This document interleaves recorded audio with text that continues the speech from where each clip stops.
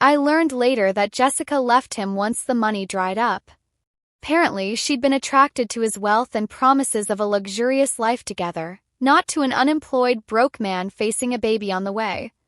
She moved back to California with her parents. David got a job as a junior developer at a small startup, making a fraction of his former salary.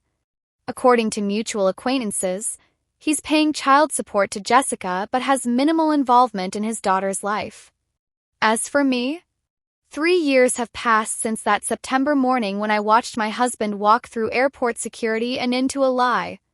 3 years of rebuilding, healing, and rediscovering myself. I used part of the settlement money to start my own architectural firm, Foster Design Collective. We specialize in sustainable residential projects, and we're thriving. I have a team of 12 talented designers, and we just won a prestigious AIA award for an affordable housing development in Tacoma. I met Thomas Chen at a fundraiser for the Seattle Art Museum about 18 months after the divorce. He's a professor of philosophy at the University of Washington, gentle, honest, thoughtful. Everything David wasn't. We took things slowly, building trust carefully. Last month, he proposed during a weekend trip to the San Juan Islands. I said yes. Sometimes I drive past the Insignia building in Belltown and think about David and Jessica laughing in that apartment, spending my money, planning their future. I think about how close they came to getting away with it. But mostly, I don't think about them at all. The night David told me he was going to London for 2 years, I cried myself to sleep. I thought I was losing my husband, my partner, my future. I was wrong. I wasn't losing anything.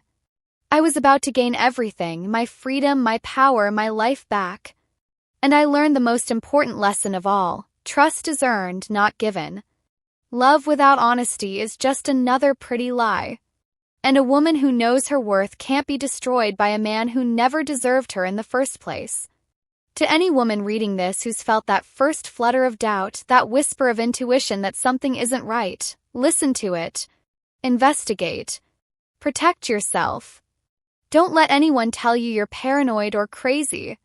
Your instincts exist for a reason. David thought I was naive and trusting. He was half right. I was trusting, but that was his mistake, not mine. And when that trust was broken, I became something he never anticipated, a woman with nothing left to lose and everything to gain. The quiet document I signed that ruined him? It wasn't the divorce papers. It was the retainer agreement with Rachel Torres, the private investigator. That single signature set everything else in motion. Sometimes the most powerful thing you can do is simply decide you deserve the truth. Everything else follows from there. First, we immediately freeze all joint accounts and credit cards. Second, we file an emergency motion to prevent him from accessing or transferring any more marital property. Third, we file for divorce citing adultery and fraud. And fourth, she smiled coldly, we go after every penny he stole, plus damages, plus attorney's fees. How long will this take? If he fights it, could be 6 months to a year. But I don't think he will. Men like David are cowards. Once they realize they're caught and facing criminal charges, they usually fold. What do I need to do? Keep gathering evidence. Don't let him know you're onto him yet. Let him think his plan is working. The deeper he digs himself in, the stronger our case becomes. Over the next week, I lived a strange double life. During the day, I worked on my architectural projects and met secretly with Rachel and Elena. At night, I talked to David in London, listening to his elaborate lies about Big Ben and fish and chips in the tube, all while looking at Rachel's latest photos of him and Jessica at Canlis at the Seattle Art Museum at a Seahawks game. Each lie he told hardened something inside me. The man I'd loved was gone, if he'd ever really existed. In his place was a stranger, a con artist who'd married me for my salary and my trust. Rachel's final report, delivered 10 days after our first meeting, was devastating in its thoroughness. Total money transferred from joint accounts, $487,000. Properties purchased in Vancouver, 3 condos worth $2.1 million. Additional investments in Jessica's name, $156,000 in stocks and cryptocurrency. Evidence of affair, 47 photographs, 12 videos, restaurant receipts, hotel records. Employee testimonies, 3 coworkers willing to confirm the affair.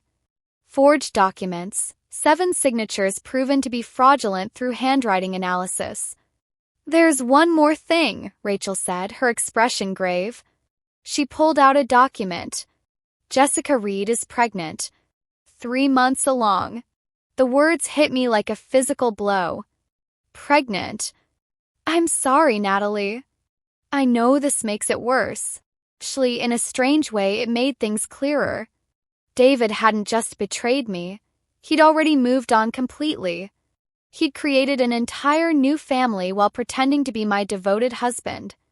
When do we strike? I asked Elena at our meeting later that day. Now. Today. I've already prepared all the paperwork. We'll file the emergency motions first thing Monday morning. But first, I need you to do something difficult. What? Confront him. Tonight. Get him on record admitting to the affair and the financial fraud. Wear this. She handed me a small device. Audio recorder. Washington is a 2-party consent state for recording, but if he admits to crimes, the recording is admissible evidence regardless. That evening, I texted David, I miss you so much. Can we video chat? His response came quickly. Sorry, babe, about to head into a late meeting. Tomorrow. It's important. A long pause. Then, okay. Give me 30 minutes. I waited in our bedroom, the audio recorder clipped inside my sweater. At exactly 8 p.m., my phone rang with a FaceTime call. David's face appeared on screen. He was in what looked like a generic hotel room. Hey. What's so urgent? I took a breath. David, I need to ask you something, and I need you to be completely honest with me. His expression shifted slightly. Of course. What's wrong? Are you really in London? Silence. His eyes darted to the side. What kind of question is that? Yes, I'm in London. You saw me get on the plane. I saw you go through security. I didn't see you board. Natalie, you're being paranoid. This distance is getting to you. Then tell me the address of your apartment in Canary Wharf. Another pause. I don't have it memorized. It's in my email somewhere. David, I know you're not in London. I know you canceled your flight 3 months ago. I know about Jessica Reed. I know about the Insignia apartment in Belltown. I know about the Vancouver properties. I know you've stolen nearly $500,000 from our joint account. And I know she's pregnant. His face went completely white. For a long moment, he said nothing. Then how did you? Who told you? It doesn't matter. What matters is that it's over. Your plan failed. His expression changed rapidly, shock to panic to anger. You had me followed? You invaded my privacy? The audacity of it almost made me laugh. I invaded your privacy? Natalie, listen, you don't understand. Jessica and it just happened. I didn't plan it. And the money, I was going to pay it back. I was investing it for us. Stop lying. Just stop. I have photos, videos, financial records, witness statements. I have evidence of forgery. You forged my signature on transfer documents. That's a felony, David. He ran his hand through his hair, his composure cracking. What do you want? Money? Fine. I'll give you your half of everything. I don't want half. I want everything you stole, plus damages, plus you're going to face criminal charges for fraud. You can't do this. Watch me. On Monday morning, my lawyer is filing an emergency motion to freeze all assets.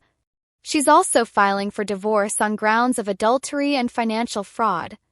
And she's sending a criminal referral to the King County Prosecutor's Office. David's face contorted with rage. You bitch. After everything I've done for you, everything you've done for me? You married me for my salary. You spent 7 years stealing from me. You planned to abandon me with nothing while you started a new life with your pregnant mistress. You don't get to play the victim here. You'll regret this, Natalie. I'll make sure you don't see a dime. Too late. I already moved the remaining money from our joint account into my personal account this morning. And yes, that was legal, since it's marital property and I'm a joint account holder. Unlike you, I didn't forge any signatures. He was speechless. Goodbye, David. My lawyer will be in touch. I ended the call. My hands were shaking, but I felt strangely exhilarated. For 10 days, I'd been playing weak and clueless. Finally dropping the mask and watching his face as his entire scheme collapsed was more satisfying than I'd imagined. On Monday morning, Elena filed every motion she'd prepared. By noon, all of David's accounts were frozen. By 3 p.m., he'd been fired from TechCore Solutions after HR learned about his fraud. By 5 p.m., he was sitting in Elena's office, looking 10 years older, ready to negotiate. Your client has 2 options, Elena told his lawyer, a nervous young man who was clearly out of his depth. Option 1. He agrees to our settlement terms. Full return of all stolen funds, 70% of all marital assets including the Vancouver properties, plus $200,000 in damages and attorney's fees. In exchange, my client won't pursue criminal charges. Option 2. We go to trial. He likely goes to prison for forgery and fraud, and Mrs. Foster gets everything anyway through a criminal restitution order. David's lawyer whispered urgently with him. Finally, David looked at me across the conference table. The charming, confident man I'd married was gone. In his place was someone hollow and defeated. I'll agree to the settlement, he said quietly. Smart choice. Elena slid the documents across the table. 6 weeks later, the divorce was finalized. David transferred $487,000 back into my account, signed over his rights to 2 of the Vancouver properties, and paid an additional $200,000 in damages. The 3rd Vancouver property was sold, with proceeds split according to the settlement. I didn't recognize any of these accounts. I'd never authorized these transfers. But there was my signature on each digital authorization form, except it wasn't quite right. The loops were slightly different, the slant too steep. He'd forged my signature. My phone buzzed. An email from Torres Investigations. Ms. Foster, I can meet you tonight at 7 p.m. Coffee shop on Pike Street called Zeitgeist. Ask for Rachel Torres. I replied immediately. I'll be there. The hours until 7 p.m. crawled by. I spent them methodically documenting everything. Screenshots of the bank transfers, the canceled flight confirmation, the anonymous photos. I created a folder on my laptop labeled Household Expenses 2023, so David wouldn't suspect anything if he somehow accessed my computer remotely. 6:45 p.m. I drove downtown to Zeitgeist Coffee. Place was dimly lit and mostly empty on a Wednesday evening. A woman in her early 40s sat in a corner booth, her dark hair pulled back in a practical ponytail, a leather portfolio on the table in front of her. Rachel Torres? I approached carefully. She stood and extended her hand. Natalie Foster. Please sit down. Can I get you anything? Just water, thank you. My stomach was in knots. Rachel studied me with kind but sharp brown eyes. Tell me what's happening. I told her everything. The fake London transfer, the photo at Canlis, the missing money, the forged signatures. She took notes in a small leather notebook, occasionally asking clarifying questions. The woman in the photo, Rachel said. You don't recognize her at all? Never seen her before in my life. And this Reed Property Management that received over $150,000 of your money. Any idea what that is? I shook my head. Rachel tapped her pen against her notebook thoughtfully. Mrs. Foster, I'm going to be straight with you. This isn't just an affair. This is financial fraud on a serious scale. Your husband is systematically draining your joint assets and covering his tracks. What do I do? First, you hire me to document everything, where he's really living, who this woman is, where your money went. Second, you talk to a lawyer immediately about protecting your remaining assets and filing criminal charges if necessary. Third, you do not let him know you're on to him. Not yet. How long will your investigation take? Give me 1 week. I'll have a complete report for you with photos, financial records, everything you need. How much do you charge? My retainer is $5,000 for a week of intensive surveillance. If you need me longer, we'll discuss. I didn't hesitate. I'll transfer the money tonight. Rachel smiled grimly. Good. Now go home, act normal if he calls, and don't do anything rash. Let me do my job. Men like your husband think they're clever, but they always leave a trail. I drove home feeling strangely calm. The initial shock had worn off, replaced by cold determination. David thought I was a fool, sitting at home crying while he built a new life with his mistress. He was about to learn just how wrong he was. That night, David finally called at 9:30 p.m. I let it ring 3 times before answering. Natalie. Sorry it took so long to call. The flight was delayed, and then customs was a nightmare. His voice was so casual, so normal, as if he hadn't just spent the afternoon with another woman while I believed he was 5,000 miles away. Oh no, are you okay? I forced concern into my voice. How's the apartment? It's great. Small but cozy. Right near the office in Canary Wharf. I'll send you photos tomorrow when it's light out. I can't wait. I miss you already. I miss you too, babe. Hey, I need to go, early meeting tomorrow. Love you. Love you too. I hung up and stared at the ceiling of our bedroom. Our bedroom. The bed we'd shared for 7 years.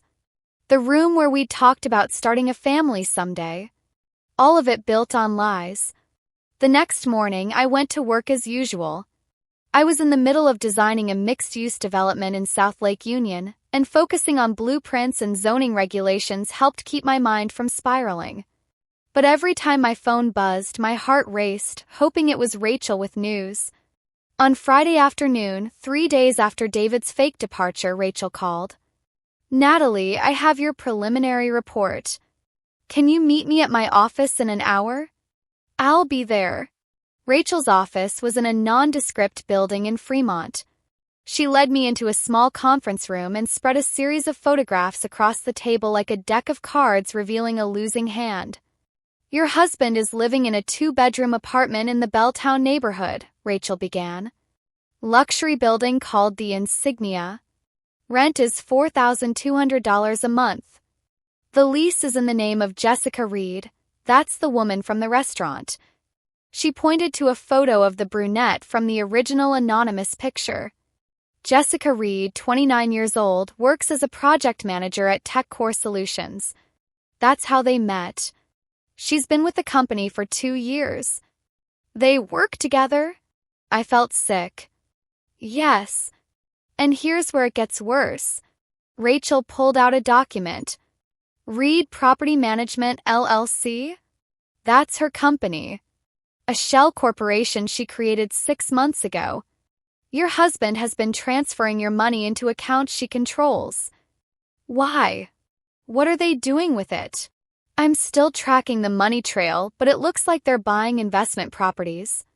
I found records of 3 condo purchases in Vancouver, Canada over the past 4 months.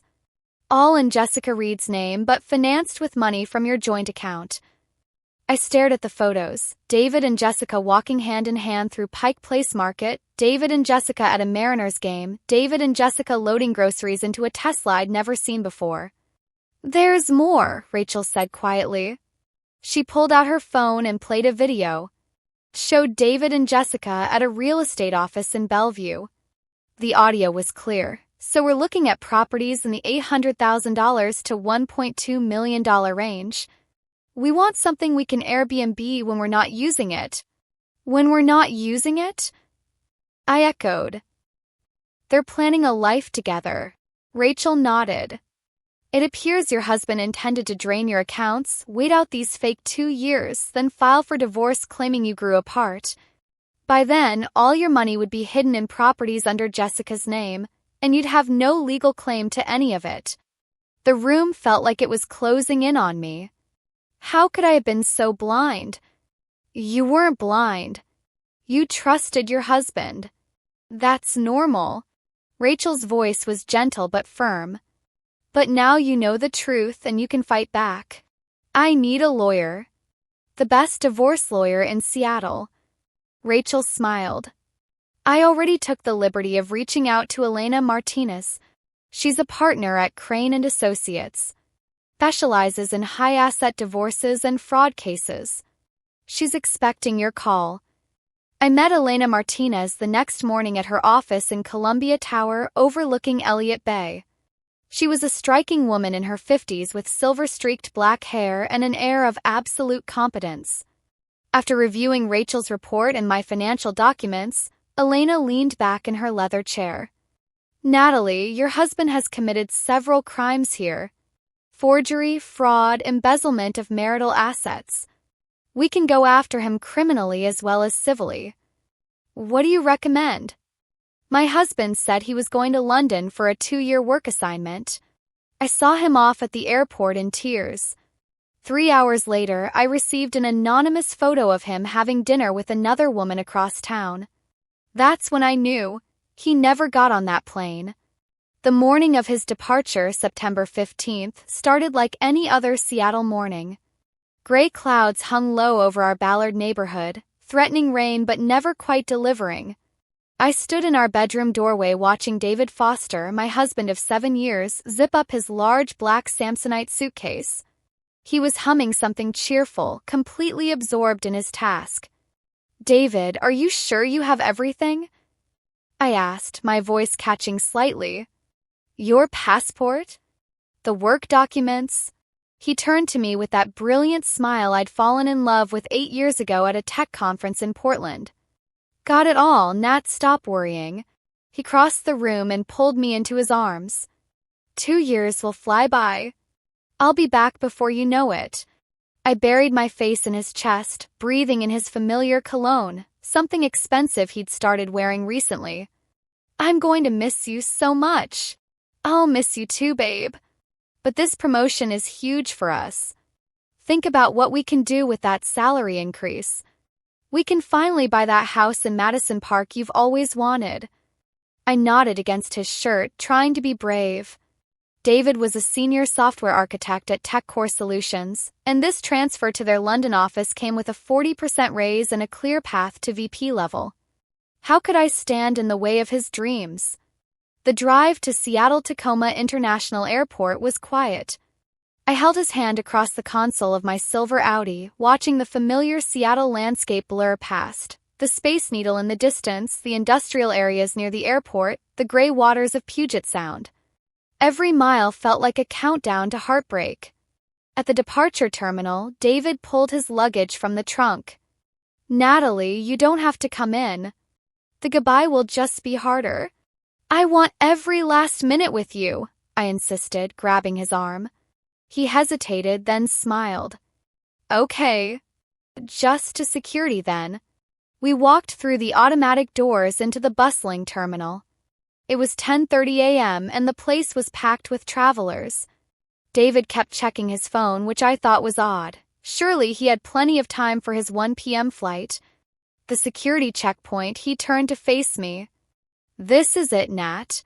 He cupped my face in his hands and kissed me deeply. I love you. I'll call you the second I land. I love you too, I whispered, tears streaming down my face now. Be safe. He gave me one last smile, grabbed his suitcase, and walked toward the TSA line. I stood there watching until he disappeared around a corner, my heart feeling like it had been ripped from my chest.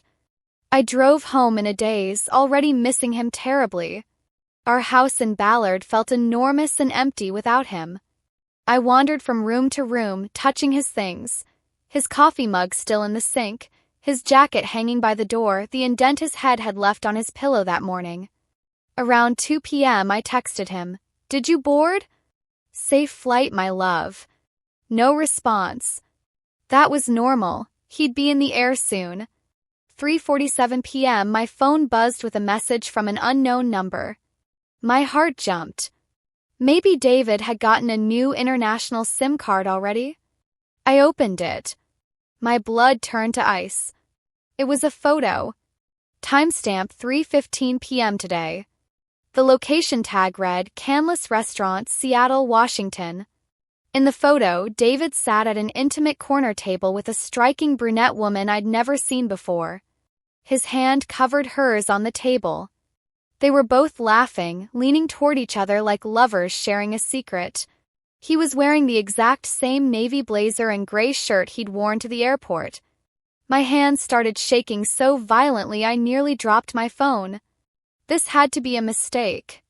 Maybe it was an old photo. Maybe.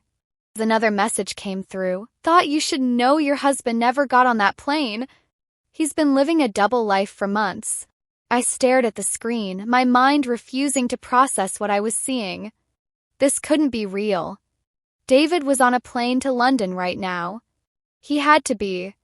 With trembling fingers, I pulled up the British Airways website and entered his confirmation number that I'd saved in my notes. I clicked through to check his flight status. Then I saw it, passenger Foster David M. status cancelled. Cancellation date, June 14, 2023. June 14th. 3 months ago. The room spun around me. I grabbed the kitchen counter to steady myself, my breath coming in short gasps. He cancelled his flight 3 months ago and never told me.